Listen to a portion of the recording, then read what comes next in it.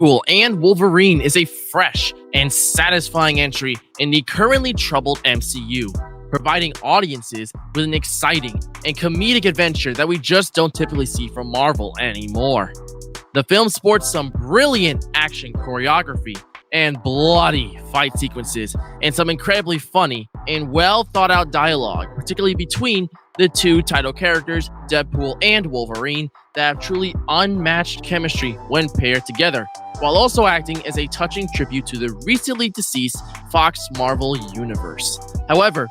the film also suffers from an underdeveloped and generally mediocre villain, tonal shifts that were far too jarring, awkward pacing, and points where it feels as though it tries to cram as many cameos into the film as possible, to the point that it starts to feel way too forced. Starting with the positives, the action choreography found throughout the film always managed to feel infectiously exciting and wildly creative, making for some of the most bold and memorable fight scenes from the MCU in recent memory. Throughout its over 2-hour runtime, the fight scenes never managed to get stale and repetitive, always offering something interesting to keep these consistently fresh. The standout fight scene from the film was easily the opening sequence, in which Deadpool brutally murdered members of the TVA in wild and questionable ways, all to the indisputable banger that is Bye Bye Bye from the legendary NSYNC, a brilliant touch, may I add. What also managed to stay incredibly fresh amid the film's runtime was the writing, as the dialogue between the characters was incredibly funny and entertaining to listen to. The comedic writing in this film is top-notch, as there are plenty of laugh-out-loud lines that don't leave any person in the audience without at least a giggle coming from their system. The first half especially had some incredibly memorable lines from the Merc with a mouth that were not only hilarious but clever to boot. In the second half, as Wolverine becomes more prevalent in the plot, the chemistry between the two leads really begins to shine, as the way they bounce between each other is incredibly endearing and engaging in ways you wouldn't expect.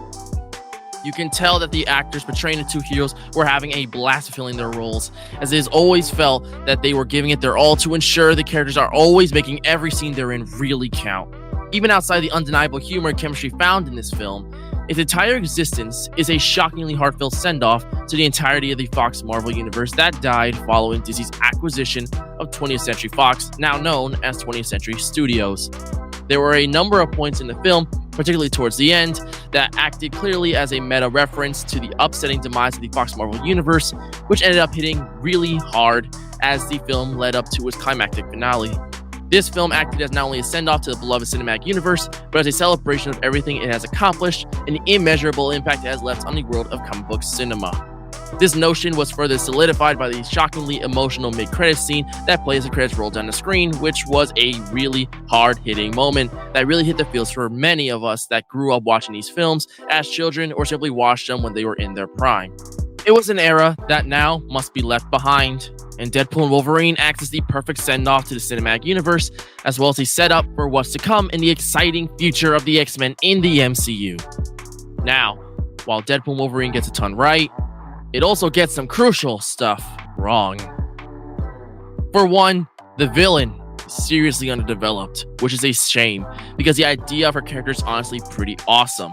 but not enough time is spent alone with the character to truly develop her in any meaningful way, and makes her end up feeling really hollow despite all the potential that she had to be one of the strongest villains in the MCU. She goes as quickly as she is given something of real substance to do, and it's genuinely very disappointing. What's also very disappointing is the lack of any real emotional resonance. Aside from bits where they were directly referencing the Fox Marvel universe, while there are certainly moments that on their own are actually pretty hard-hitting, they transition far too quickly into jokes to have any real impact, which greatly hurts the emotional resonance of the film. Interestingly, this problem was actually avoided very well by the original, in which the more emotional moments were given much more time to breathe so that they can actually settle and leave an impact on the viewer, yet something that's been missing from the franchise since the second entry. Now, quite possibly the most prevalent issue found in the film is the wonky pacing. The film can go from a breakneck pace to an awkwardly slow one, and not in exchange for deep character moments that require some exposition, but for what feels like odd meandering as a means of padding out the runtime, which is ironic considering Deadpool blatantly makes fun of the desire for comic book films to stretch out moments to increase runtimes fairly early on in the movie. It's easily the most noticeable issue from the film, and it can detract at times from the overall enjoyment of the film. Now, what is a close second in terms of prevalence is the overstuffing of cameos that don't even make sense in the context of the film. There are a number of characters that show up in the movie, and they all have varying degrees of relevance to the plot. One in particular has actually a very meaningful impact on the story, and another is actually presented in the form of a really witty gag, while the others feel more like shock value opposed to truly meaningful additions to the story. This is most evident in the epic cameo in particular in the film, which, despite being really cool, makes no sense in the context of the X-Men or the entire Fox Marvel universe as a whole, and just feels like an addition solely meant to get a reaction from the audience. This is a problem that Marvel movies of late have also faced, and it is a seriously tiresome trope, especially at this point.